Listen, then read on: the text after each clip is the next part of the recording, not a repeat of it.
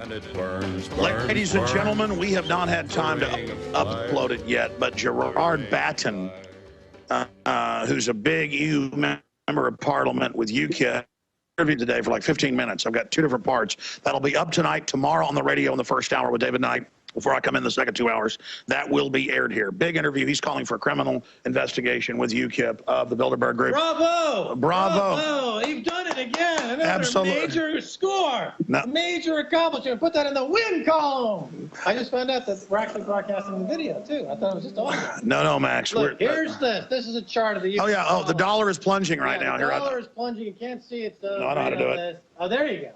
The dollar is plunging. And I want to talk about a prediction I made on your show 10 months ago. I said within 9 months, and I said April, there would be a big crash, a big event.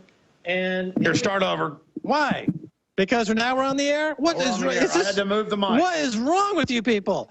I said on your show 10 months ago there would be a major crash of some type, and probably in April. Here we are now in June, first week of June. I'm going to have later. Okay, so the timing is pretty good. We've got Fortune favors the bold. Yeah, major crash in the dollar. Looks like Japan is blowing up, as I said it would. Bond market yields are now rising, as I said Look at it that would. drop. How much is it dropping? It's huge. Okay, so let me make this point clear. I went on a limb and made a very specific prediction on your show because I was trying to out Gerald Celente, okay? I wanted to get a specific date so I could be the Prognosticator of the Year award. Well, I missed by 5 or 6 days, a few weeks, so Gerald still has the crown as top prognosticator in the world. But the point is that here we are in a major collapse. Dollar, bonds, it's all coming unglued in Japan. As I said, Alex, I want to go on record because most of the phone calls. Lyle Turdberg is meeting. Yeah, these phone calls are going to be like, what about April? What about April? Here it is. This is all happening. This just is revolving in real time, and this is the crash. This is the Armageddon. This is the bondpocalypse.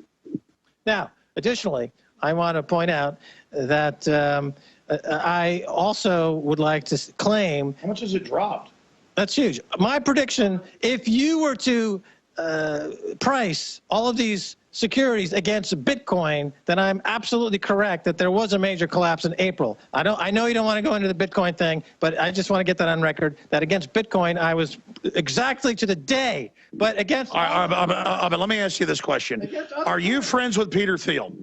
I'm not friends with Peter Thiel, but we are co-investors in a Bitcoin-related company called BitPay, which I encourage you at InfoWars to accept. So that people with Bitcoins, there are billions of people with Bitcoins out there. They want to spend them at Infowars.com, but there's no way to do it. With BitPay, they can spend Bitcoin on your site. Yes, I'm commandeering the microphone.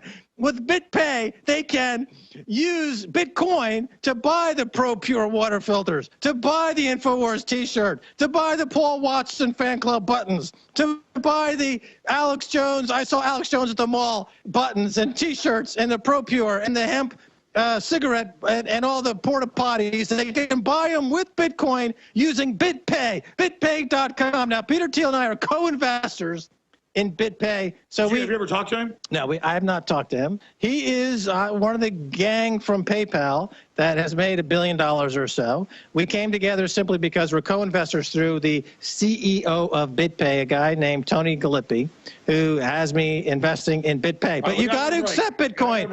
Bitcoin, accept Bitcoin. All right, he's not had his medication. Anyways, ladies and gentlemen, Max Keiser is here with us. I promise your calls are coming up in the next segment. My only issue is I was told by a high-level media person, I'll just say this on air. I was allowed. Walter Cronkite. You know, he died a few years ago. Jessica Savage. No, I was told by, it's a media owner. Amy Goodman? No, much bigger than that. I was told by a media owner at dinner a few months ago that Peter Thiel's a listener and he knows Bilderberg has problems and he's trying to get him to go public. I kind of, and by the way, would you ever want to meet Peter Thiel? We'll fly up there in a jet. And I'm like, I know not to tell rich people, yeah, I'll get on your private jet because it'll actually land. I've had that with Charlie Sheen. So the point is we're going to break. I want to get your take on this when we come back and we go to calls. Then I get told by two different senator connections. I'm going to say senators.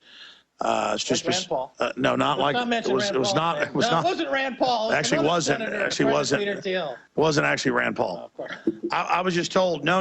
You know, the globalists figured this out. Would you like to ever talk to them. Also, they're going to be going public very, very soon. And then I talked to the BBC, and they say that. And then I talked to MI5 we had dinner with. So what? You didn't. There's a premise there without a... No, I know. The point is they're reaching out to little old me. About what do you... I don't know. But my point is they must be... People are reaching out to you. They must be in trouble. What? What are they reaching out about? No, that they're debating internally whether they're going to go public. We'll be right back with Max Keiser and Alex Jones, Stacey Herbert. And this is, of course, a Paul Joseph Watson production. Stay with us. We'll be right back. Authoritarian control freaks throughout history have sought to make populations dependent. The United Nations openly has talked about using food as a weapon against the third world and the industrialized first world. State Department Memorandum 200, developed by Henry Kissinger, called for destroying the food capacity, not just of the United States, but every country in the world, so they could use food scarcity as a political weapon of control. Just a decade ago, less than 10 million Americans were on food stamps. 4 years ago, it was 25 million. It's now reached almost 50 million. Socialist health care is designed to destroy our health care system. The establishment wants you to be a bunch of cowardly, dumbed-down people who can't stand up for yourselves. That's why they're rushing to try to restrict citizens owning firearms. Because since the early 1990s, gun ownership has gone straight up, while violent crime has gone straight down by 49%. And globalist-controlled strongholds like Chicago and New York, where they've taken the citizens' guns, have the highest crime rates in the world. What am I getting at here? The system doesn't want you to be self-sufficient. That's why I promote the fact that you should go out, buy firearms, and go take lessons and learn how to use them. I want you to stand up for your birthright of liberty and freedom. During a serious meltdown, they're going to tell you, hey, you want food? Turn in your guns. And that's why we need to put the globalists in check. And then finally bring them to checkmate by being self-sufficient, by being prepared, by having a garden, by learning how to can your own foods, by having friends and family and community that will stand together. But at the heart of that is having quality, storable foods. And that's why I went out more than a decade ago and found the very best food company to be my sponsor, eFoods Direct. They're the company that I personally use for my emergency food storage preparation, whether it be for natural disasters or the tyranny that is intensifying. So give them a call, 800-409-5633. That's 800-409-5633. Or efoodsdirect.com/Alex to find the weekly and monthly specials. But they're always running the specials where you can get the free 6 meals and the eFoods Direct audio CD put together by the experts in storable foods to answer all your questions, the eFoods planning guide, the eFoods brochure, the eFoods catalog, plus 6 free meals, creamy potato soup, tortilla soup, and cheesy chicken rice, so you can sample the high-quality storable foods from eFoods Direct. They've got a bunch of other specials. The 2-week food supply provides one adult with 81 servings of healthy, delicious, storable food for 14 days. The 1-month food supply provides 192 servings for 28 days. And then there's the 1-month family food pack. It will change the way you look at the food in your pantry. Every time you eat one of these meals, you are eating healthy, delicious food and saving a lot of money. The 3-month food supply, 576 servings of storable food for 91 days. And the 1-year food supply will provide you with 2,304 servings of healthy, delicious, storable food for 1 full year. Your meals are as delicious and nutritious tonight as they'll be in 25 years. Bottom line, there's a bunch of specials at efoodsdirect.com/Alex. You can also call them at the toll-free number on your screen, and they can send you a catalog with all the specials detailed and tell you about the weekly and monthly specials that they're always running. efoodsdirect.com/Alex to find all the specials or call the toll-free number. And so in closing, when you buy from efoodsdirect.com, you are supporting the radio broadcast, the nightly news, the magazine, the films, and everything we're doing. Because we're not like MSNBC or Media Matters that get government and corporate funding to bring down America and bring in tyranny. We are funded by our sponsors and you, the viewers and listeners that support them. Again, that's efoodsdirect.com/Alex or 800-409-5633. And when you're also visiting Infowars.com or PrisonPlanet.com, you can click on the banners to take you to the weekly and monthly specials. It's like the Hank Williams Jr. song, "A Country Boy Can Survive," because you can't starve us out and you can't make us run, because these boys were raised on shotguns. Well, there aren't really a lot of good old boys left anymore, are there? And those that are out there are demonized and are enemy number one by Homeland Security. And good old boys come in all shapes, colors, and sizes. They're people that aren't chumps, who understand that they're going to take care of their family and that nobody else is. They're people that understand that if somebody else is taking care of them, that makes them a slave. And that the government doesn't want you dependent because they want to build a great future for you. They want to get you dependent so they can social engineer us. So the answer is get self-sufficient, become men again, and tell the New World Order to go straight to hell. Alex Jones signing off for Infowars.com and eFoods Direct, our great sponsor. I want to go to phone calls, but you had one other point that you wanted to make. We got Steve Watson coming in here about Ed Balls. Talk about UKIP, okay? Nigel Farage became a global media sensation before he was even on the radar in British politics because of your show, because of RT. Russia Today, my network. No, UKIP's told me that. That's right. So that's, again, where the global media is exerting pressure and changing the political landscape. That's why Bilderberg now has to respond, because they look at Nigel Farage. If there was no Alex Jones, no RT, no global independent media space, Nigel Farage would not be getting 15% of the general vote in Britain. So this is really a global phenomenon. The BBC is so dusty and so old and so protected. Arrogant. They're totally arrogant, and they haven't changed at all 30, 40 years. And after the so-called Hutton affair from a few years ago, they're completely afraid to do any breaking news whatsoever, any investigative journalism whatsoever. I've talked to journalists over at the BBC. They're like in a bomb shelter over there. They can't put their nose out and investigate anything. By the way, Bilderberg kept driving in today with some paper, I haven't found it yet, that said child pedophile killer released. And they would use the paper to cover their face. And then, Stacey, you were telling me about your friend that tried to fly in here to, as the press, tried to come in here to cover. I want to get you in to talk about that. Tried to cover the whole pedophile stuff with Savelle before it broke, and they stopped her at the border. Our reporter got sent back as well. Go ahead. Well, the pedophile scandals in this country have been around for a while, and it's a function, actually, of the very onerous libel laws in this country that prevent people from speaking out. The reason Jimmy Savile was able to violate 400 or 500 boys and girls, minors, with sexual assault is because if you go to the press and you say, I believe this man is sexually assaulting me, he can sue you for everything you're worth. And the way the libel law is set up here is different in the United States, is that instead of having to prove who's at fault here, it's completely reversed, so that you, the victim, ends up paying all the legal costs, and you, the victim, invariably end up getting, taken down by the establishment. So this is why Jimmy Savile was able to operate for years without any significant challenge, is because of the libel laws that exist here in this country. And I'll tell you something very interesting, Alex Jones, is that America, one thing that the Obama administration did recently is they passed a law that gives Americans an exemption if they're in Britain. If I were to say something that is considered libelous by somebody here in Britain, it would be incumbent upon them to take that case to America. They could not take me to a local jurisdiction for libel prosecution. Oh, here's the expert. Here's the expert. Joe Lieberman introduced it. And originally, what it was, so Alex Jones, you're here in the UK, you're an American citizen, and you say something that Ed Balls decides to sue you for libel.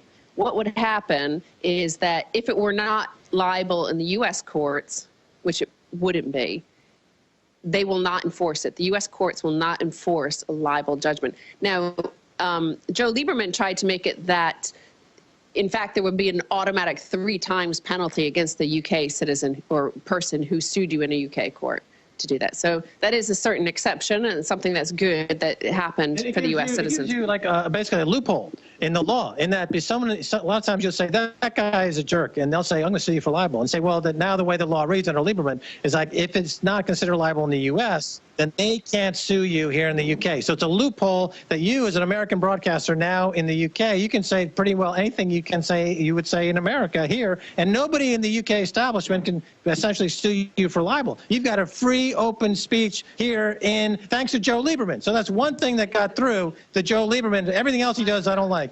But here, it's an open season. It's open season for Alex Jones. They can't come after you for libel thanks to Joe Lieberman and this new law. Very exciting. Now, let me ask you a question, Max. No, I agree with you. Let me ask you a question.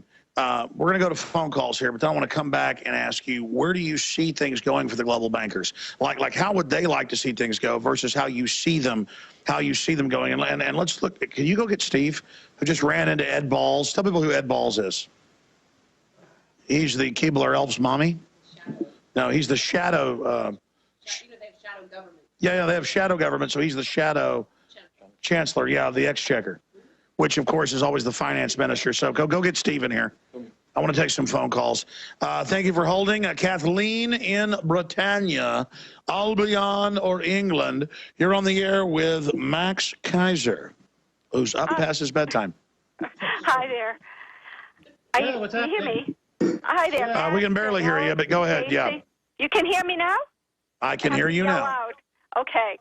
I'm an American who's been living in the UK for 28 years. I haven't lost my accent. I keep going back and forth to the States, so I've got a good idea of cultures on both sides. And because I am American, I fit in different places here than if I was British-born, because I don't belong to any particular class. I found this out when I was living in Cambridge. But there's such a class divide. But if you're American, you don't count. So it's easy to fit in both places. My husband is an academic, so I managed to, get involved in that circle in Cambridge. So great, great. Well, anyway, the main thing here that I see is the difference between the two societies is that the average person here is dependent on one way or another on the government, either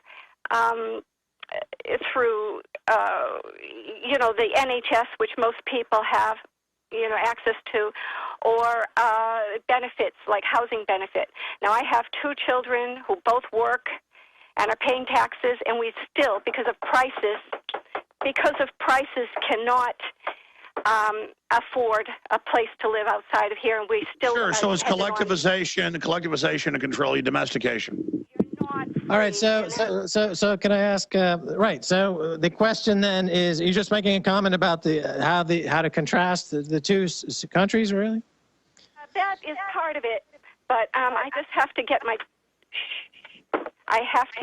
daughter to stop knocking on the door while I'm talking. Okay. Well, let's talk about that for a second, because here in the UK and in France and elsewhere in Europe, the government composes up to 50%. Here in the UK, 49% of the GDP is the government. In America, I believe the last I saw, something like 32% of the economy is the government. It's horrible. In France, it's almost 60% of the economy is the government. And now they have 100% tax on people. Right, and people are getting, that's right, they're getting a tax on 100% of their income. So here you have this. That's reasonable. Well, you have this tension between government and free enterprise, and should the government be involved in picking companies to be started, et cetera, and you have this tension going on. So here in this country, you've got the government, which is up to 50% of the economy, but there are problems. But part of the solution to those problems would be that the government is now allowing for privatization. So things like the NHS and things like education and the transportation system are being tossed to private developers and private contractors. Their solution is to leverage up these institutions with huge amounts of debt. So they're willing, they say, we don't want, the government shouldn't be involved in these things like the NHS or transportation or education. But what we're going to do as private contractors is we're going to take over these facilities, and we're going to increase the debt load by trillions of pounds. Because there's still a government, they can use it to rob. But they still want the government to backstop their debt. No, it's all a piratical deal. Take your risk or instead of having a long business name. See, they got the best of both worlds. Take your risk or don't. Gains of running it as an Ma'am, what do you think of Turdberg? What do you think of Bilderberg? Absolutely. What do you think of Bilderberg meeting in your country and taxpayers having to pay for it? Well, I believe that this is what I was saying about the benefit bill. I believe all of that was arranged by meetings such as this one in order to keep people compliant. You said yesterday you noticed that everybody was awake. Yes, they're awake because everybody has suffered under the system, who is like the average person on the street. I think if you talk to the public, you'll know of at least just about everybody has known somebody who's had children taken away by the government, or known somebody who's died at the hands of the NHS when they shouldn't have.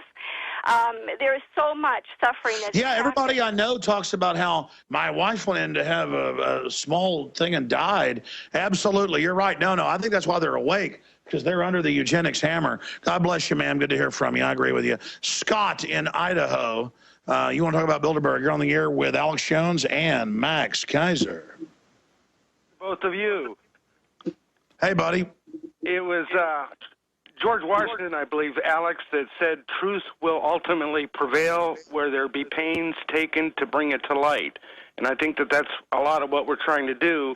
I recently wrote a letter to my local newspaper, an editorial, wherein I wrote a short list of what I think is wrong with America and why I think the Second Amendment is so important. And if you'd be so kind, I'd like to read that short editorial. Sure, go ahead. Only 20 pages. No, they limit it to about 360 words or something like that. I wrote that something is terribly wrong with this country of ours. Come on, people, wake up and smell the tyranny.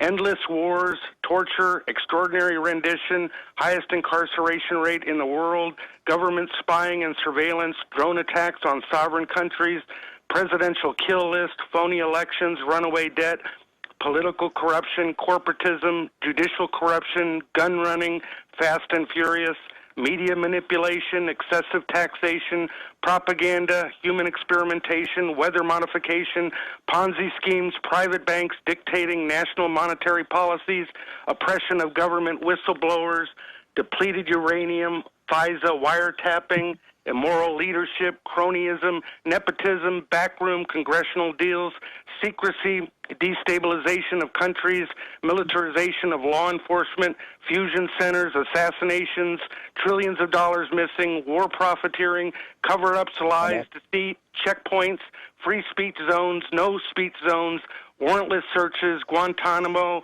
TSA groping and sexual abuse, false flag attacks, foreign aid to countries that violate human rights, the emasculation of the Bill of Rights, and pepper spray, tear gas, sound cannons, directed energy weapons, rubber bullets, tasers, and nightsticks for peaceful American protesters. Well, what's wrong with all that? That's the freedom. What's wrong with that? And now they want us to give up our right to defend ourselves.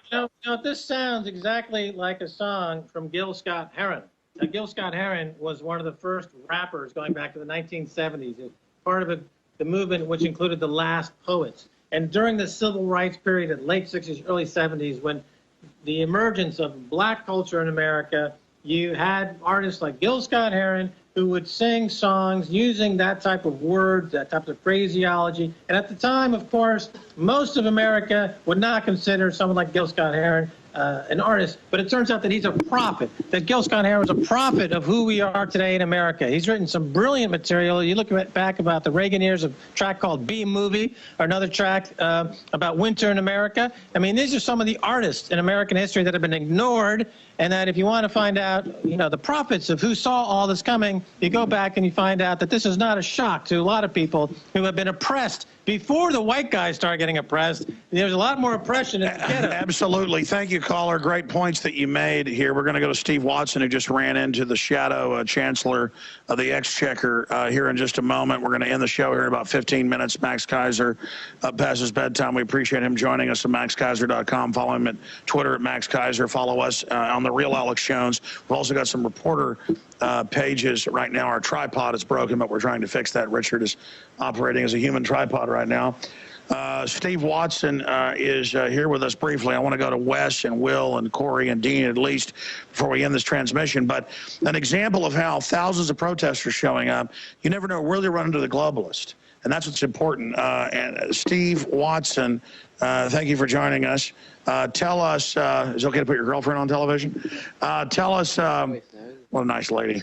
She's really fun to hang out with. Tell us all about what just happened. Well, okay, we were traveling here from London, from Euston Station, and we arrived at Watford Junction, and we were just getting some cash out of an ATM, and I was just looking around, just, thinking about getting in a cab, coming to this hotel. How extreme! And, very extreme, and I saw someone whose face I it clicked in my head, but it didn't immediately register the name. And I thought, is that Ed Balls? So I Googled his image, and sounds like a character from who's the British comedy guy? He's American, but he does the making fun of James Bond. Austin Powers. Austin Powers. Ed Balls, secret agent. Keep going. So. Yeah, and he was with a handler of some kind. Eric Pickles?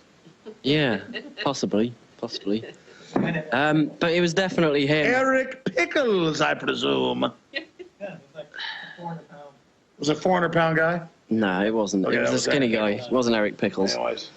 So yeah, the Shadow Chancellor has come to Bilderberg on public transport. And that just means that, and also we saw a couple of others, sharp-looking guys dressed in expensive suits. I've got some video of it, but I don't know if there's anything usable. No, it is. It's important to show them. Should you go over and talk to them?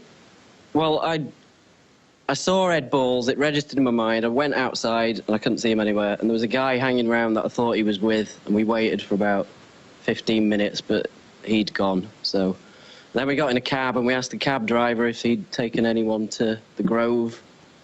But well, obviously, it wasn't that guy, because he would have to come back. He said, excellent job, Stevie. He said he hasn't taken anyone today, but... Ladies and gentlemen, that is Stevie. Steve Watson of Infowars.com. Thank you, Stevie. You're welcome. All right, let's go back now here to Max Keiser. So there you go. There's all sorts of opportunities. You know, I'm going to find the paper, but side issue. We're going to break, come back with a few final calls. What else do you want to impart today?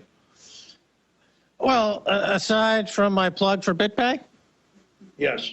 I think that going forward, I'm glad that you now understand what I've been saying about Europe, that you are very well known in Europe, and I hope this is not the last time we see you in Europe, Alex Jones. That's my main thought. I want to have you back often. I want to come back. Here's a few headlines that are up on Infowars.com right now. London Telegraph, Bilderberg Group, no conspiracy, just the most influential group in the world. Armed checkpoints surround it. Basically, when I told Watson days ago, this is martial law. So the Telegraph scooped us. Continuing here, just some of the news here on the entire Bilderberg front. It is just incredible to see all of this unfolding. So we'll cover the latest on Bilderberg on the other side, take a few final phone calls here, and then we will continue with live streams and more with Max Keiser and the entire crew. Folks, let's have, because we're in England, hip, hip, hooray! Hip, hip, hooray! It's the dog's bollocks, or what do you say? It's the dog's bollocks on them. And piss on Bilderberg. All right. Yeah!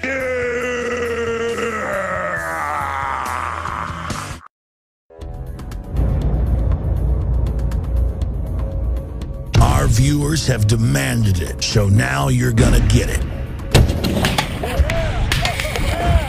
More pro-Second Amendment gun shows in the month of June. What we've learned is you cannot hide behind an I-beam when there's a 50 cal present.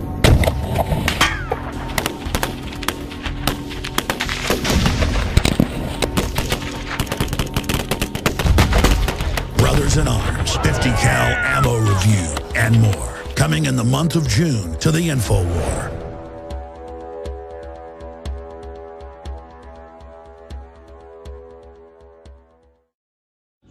Folks, Max Keiser is even more insane in person. Look at Watson over there laughing here.